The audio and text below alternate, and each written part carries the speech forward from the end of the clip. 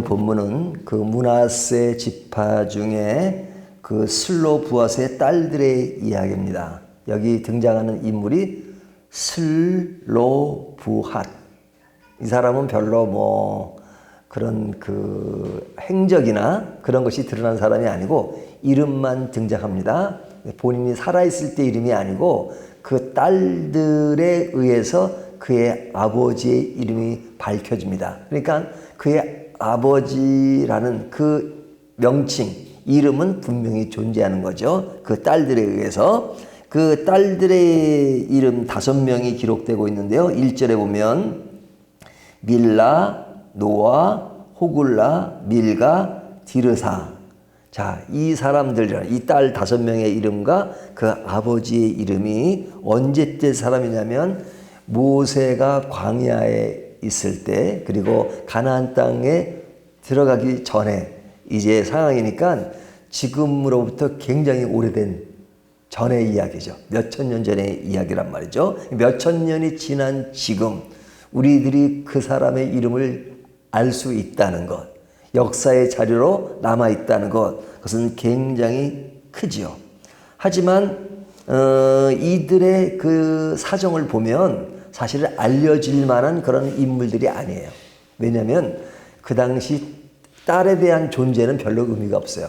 남자들만 대우를 받는 시대예요. 그리고 이스라엘 백성들이 가나안 땅에 들어갈 때 그 지파별로 이게 다 땅을 분배하잖아요. 땅을 분배할 때 그 땅을 분배하기 위해서 인구 조사할 때 누구를 중심으로 계수를 해요? 아들. 20세 이상 아들. 딸은 존재가 없어요. 여자라는 존재는 그 당시는 아주 인정하지 않아요. 성경에 나오는 신약 시대와도 뭐 오병이어의 기적이다. 그러면 사람이 5,000명 모였다.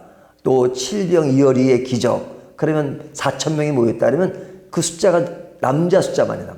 여자는 계수하지 않았단 말이에요. 그러니까 그 당시 시대가 남자를 중시하고 여자를 별로 중요하게 생각하지 않은 그 시대였단 말이죠.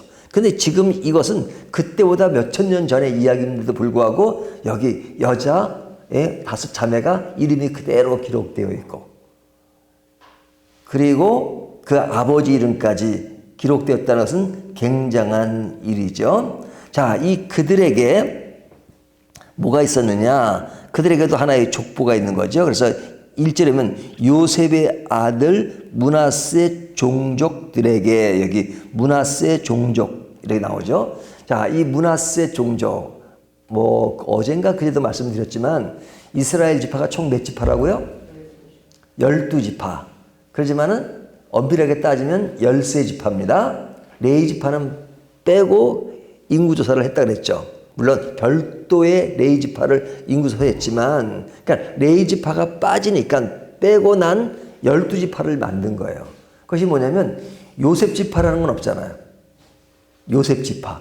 요셉 지파라고 말하지 않죠. 그러니까 요셉의 아들이 에브라임과 므낫세가 있었어요. 그러니까 요셉에게는 2지파를 준 겁니다. 요셉이 빠지고 그 아들 므낫세, 에브라임. 다른 족속은 그 아버지 때, 그러니까 요셉과 같은 형제들의 지파별로 되잖아요. 루벤서부터 시작해가지고 쭉 나오잖아요. 근데 이 므낫세와 에브라임은 요셉의 아들들이에요. 근데 그 므낫세 지파 중에 이제 조금 전에 이야기했던 슬루부앗이라는 사람이 있었는데 그들의 딸이 있었습니다. 근데 이제 이들이 이제 무슨 이야기를 하냐면 이제 모세를 찾아온 이야기를 합니다. 여기 보면 1절에 보면 모세를 찾아왔다 그러죠.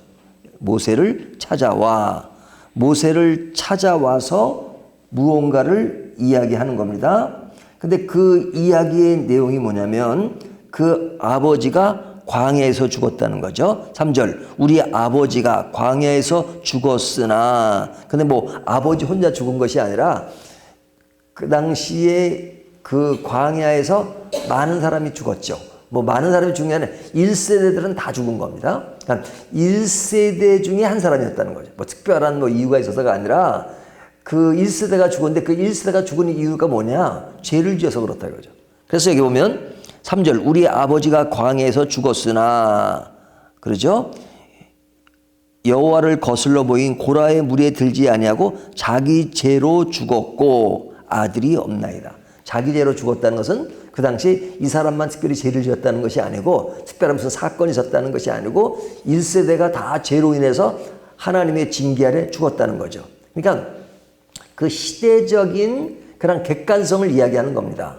근데 그 중간중간에 사건들이 벌어지죠. 고라 사건은 뭐예요? 모세에게 반기를 들었던 고라 사건. 이것 때문에 많은 사람이 죽었지만 거기에 연루된 것도 아니고 그 아버지는 그냥 죽었다 하는 겁니다. 자, 그런데 이제 그런 시간이 지나고 이제 각 지파들에게 땅을 분배하는데 아직은 분배한 건 아닙니다. 분배할 것을 지금 정하고 이야기하는 중에 그들 집안에 아버지가 없으니까 그 아버지가 없는 그것에 기업을 주지 않은, 땅을 분배하지 않은 거죠. 그러니까 땅을 받지 못한 것은 아들이 없기 때문에, 남자가 없기 때문에 그런 겁니다. 그러니까 그 딸들이 모세를 찾아가서 하는 이야기가 4절에 어찌하여 아들이 없다고 우리 아버지의 이름이 그의 종족 중에 삭제되리까? 우리 아버지의 형제 중에서 우리에게 기업을 주소하니. 그 아버지의 아들이 있으면 우리도 기업을 받을 수가 있는데 아들이 없어서 딸만 있다고 우리에게 기업을 주지 않는데 우리에게 기업을 주십시오. 그런 겁니다. 자, 이것은 당연한 요구처럼 보이지만 그 당시 시대상으로 보면 이것은 엄청난 요구예요. 그러니까 시대를 뒤바꾸는 요구란 말이죠. 근데 이 딸들이 모세를 찾아가서 그렇게 한 겁니다. 자, 이런 요구를 모세가 받고 그 시대적 상으로 모세는 아이고 지금 이런 것은 제도가 그러니까 어쩔 수가 없어라고 한 번에 단절할 수 있음에도 불구하고 5절부터 11절의 내용을 보면 모세가 그들의 말을 듣고 어떻게 합니까? 5절 모세가 그 사연을 여호와께 아뢰니라. 그 말을 듣고 하나님께 아뢰요. 모세가 하나님께 아뢰니다. 그러니까 하나님께서 말씀하시기를 7절에 슬로봇의 딸들의 말이 옳으니 너는 반드시 그들의 아버지 형제 중에서 그들에게 기업을 주어 받게 하되 그들의 아버지의 기업을 그들에게 돌릴지니라. 여기 보면 반드시란 말이 있죠. 하나님이 하시는 말은 반드시 주라는 거죠. 반드시. 그리고 그들의 말이 옳다 이렇게 말씀합니다.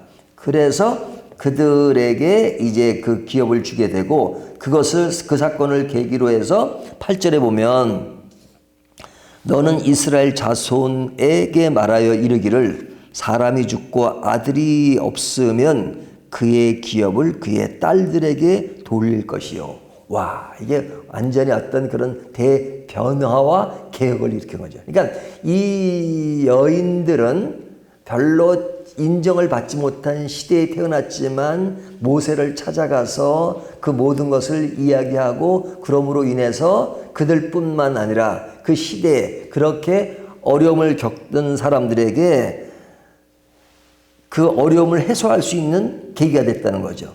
그래서 11절에 보면 그의 아버지의 형제가 없으면 그의 기업을 가장 가까운 친족의 주옥에 받게 할지니라 하고 나 여호와가 너 모세에게 명령한 대로 이스라엘 자손에게 판결의 규례가 되게 할지니라. 판결의 규례가 되게 하는 하나의 그 모티브, 계기가 되게 만들었다는 거예요. 그러니까 엄청난 사건을 만든 거죠. 그러니까 이 앞에는 인구조사를 통해서 기업을 나눠주는 그 일을 하면서 이제 어제 레이지파의 이야기를 예외를 통해서 이야기하고 그 다음에 오늘은 더 예외 같은 이야기를 그래서 그 당시는 존재 가치가 없었던 것에 이런 여인들의 요구로 인해서 대변화를 일으켰다 하는 이야기를 합니다. 그러니까 우리 신앙의 문제는요 평범한 일들이 늘 주어지지만 그러나 우리에게 독특한 또 특이한 일들이 우리 속에 늘 일어나요. 그런데 그럴 때 하나님이 우리들에게 그런 것을 요구하기를 원하세요. 하나님은 혼자 가만히 있기를 원하지 않으시고 우리들의 가지는 여러 가지 어려움들, 힘든 일들을 이야기하게 하세요. 어떻게 이야기를 해요? 기도를 통해서. 하나님이 우리가 기도를 하지 않으시면 모르시나요? 하나님은 다 아세요. 기도 안 해도 하나님 다 아세요. 근데 아시는 하나님이 알아서 하시지 그러지 않잖아요. 기도하라고 말씀하세요. 성경은 끊임없이 아주 열심으로 열정으로 기도하라고 말씀하세요. 그러면 하나님이 기도를 해야지만 아시고 들어주시고 기도를 하나님 모르면 안 들어주냐? 그러지 않죠. 사실은 우리가 기도하지 않고도 되어지는 일들이 엄청나게 많아요. 또 어떤 경우는 기도를 그렇게 열심히 했는데도 잘 안 들어주는 것처럼 보일 때가 있잖아요. 그러니까 모든 결정권은 하나님께 있어요.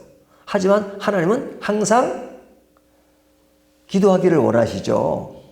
그것은 뭐냐면 하나님이 우리를 사랑하시는데 그 사랑하는 그 뭐 과정 이런 것들을 굉장히 중요하게 여기시는 거죠. 우리가 자녀를 키우면 자녀들이 하는 것도 부모들이 다 알 때가 많잖아요. 하지만 그냥 가만히 앉아있는 자녀보다는 그냥 이야기를 하고 그 다음에 자기 하고 싶은 이야기하고 또 요구하는 것들 이렇게 말하는 것을 부모가 원하잖아요. 그것이 귀엽고 사랑스럽고 그렇잖아요. 그러니까 하나님은 우리에게 그렇게 하기를 원하십니다. 그러니까 하나님의 구원은 하나님의 그 능력으로 행하시지만 인간을 편으로 삼고 인간에 의해서 마치 되어지는 것처럼 보일 정도로 인간에게 늘 그런 행동 양식이 주어지기를 원하시는 거죠. 그래서 이런 특별한 예를 보여주는 겁니다. 보편적인 얘기를 쭉 하고 나서 레이지파의 이야기와 그 다음에 이 여인들의 이야기를 통해서 우리들은 항상 그런 특이한 그런 요소들이 늘 있음을 강조하고 있습니다. 그렇다면 이 말씀의 교훈이 뭐냐? 이 여인의 요청은 그 시대가 가지고 있던 제도적 수준과 범위를 넘어서죠. 그렇죠? 그러니까 하나님의 역사는 항상 상식에 머무르는 것이 아닙니다. 상식 이상을 넘어설 때가 있어요. 그래서 이런 어떤 제도라고 하는 것은 특정한 사람에게 억울한 그런 사각 지역이 있습니다. 우리가 모든 일은 이 세상에 하는 일은 완벽한 일이 없어요. 항상 뭐가 좋은 일을 추구하면 또 거기에 대한 부작용도 따르고 다 그러거든요. 그래서 우리는 완벽함이 아니라 어떤 그 좋은 가치를 더 높이 사는 것에 그냥 그 길을 가는 거죠. 하지만 이런 하나님께 요구와 이런 것을 통해서 그런 것들이 개선이 되고 조금씩 나아지는 것을 볼 수 있어요. 그래서 이런 여인의 그런 용기는 그 시대적 범위를 뛰어넘어 정말로 놀라운 이들의 이름을 남기고 그 아버지의 이름을 남기게 된 하나의 계기를 마련하죠. 그러니까 우리가 역사를 보면 크게 앞서서 모든 일을 행하는 그런 일들을 통해서 이루어지기도 하지만 그 안에 숨어있는 봉사자, 숨어있는 헌신이 얼마나 큽니까? 그래서 숨어있는 그 이야기가 시대를 바꿀 때가 있어요. 여러분 무디 아시죠? 무디가 아주 유명한 설교자로 알려졌잖아요. 근데 무디를 전도했던 사람의 이야기가 나오잖아요. 그 전도했던 사람의 이름은 별로 알려지지가 않아요. 하지만 그 여인이 무디를 전도하지 않았다면 무디의 그 놀라운 성과가 사실은 없었던 거지, 역사 속에. 하지만 그 역사의 그 기회를 만든 그 여인의 이야기, 주일학교 선생님의 이야기는 놀라운 일이죠. 그러니까 오늘날 시대에 이렇게 드러나는 많은 영웅들이 있지만 그 영웅들이 혼자 존재하나요? 그 안에는 숨은 헌신자들과 숨은 그 노력이 그들을 빛나게 만든 경우가 많잖아요. 그렇다면 하나님이 보실 때는 사람들은 그 이름을 기억하지 못하고 드러난 사람들만 기억하지만 하나님의 시각 속에는 그 사람들이 다 포함되어 있습니다. 그래서 그 위대한 사람들, 그 위대한 사람을 존중할 줄 아는 것이 또 필요해요. 우리는 시대가 그냥 홍보하고 알려지고 많은 사람, 이름을 알려진 사람만 최고로 하지만 그러나 하나님의 시각에는 알려지지 않은 사람, 그 사람들에 대해서 하나님이 기억하고 계신다는 거예요. 어떤 면으로 하나님이 세상의 영광을 너무 많이 받으면 하늘나라에서 영광 받을 건 조금밖에 없다 이렇게 말씀하시잖아요.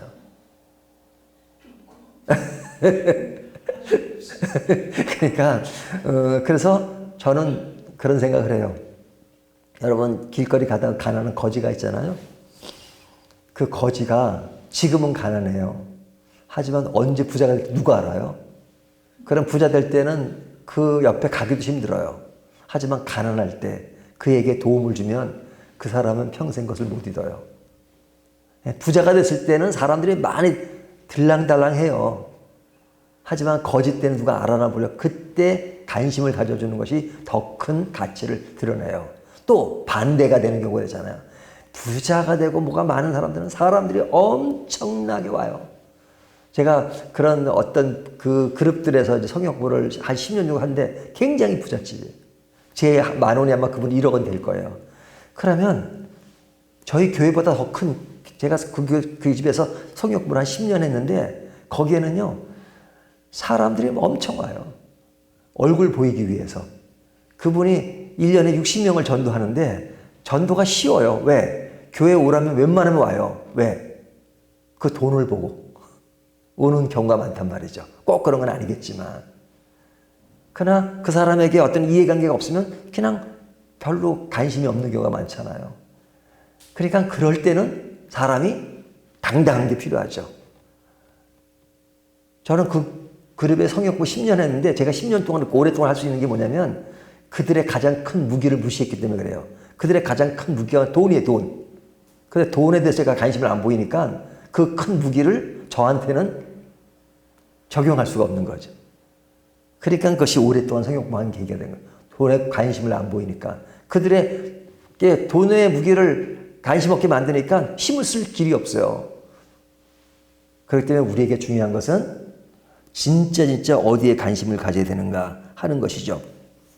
여기 보면 또 대단한 것은 그 모세의 모습도 굉장하죠. 이럴 때 시대적 상으로 무시할 수 있지만 하나님께 아뢰고 그 말을 존중하고 하나님께 기도했던 그 모세의 기도. 자, 그렇다면 오늘 본문이 꼭 기도에 관한 이야기는 하지만 오늘날 우리의 기도를 다시 한번 생각해 보게 하죠. 하나님께 우리가 마음대로 아뢰 수 있다는 게 얼마나 중요합니까?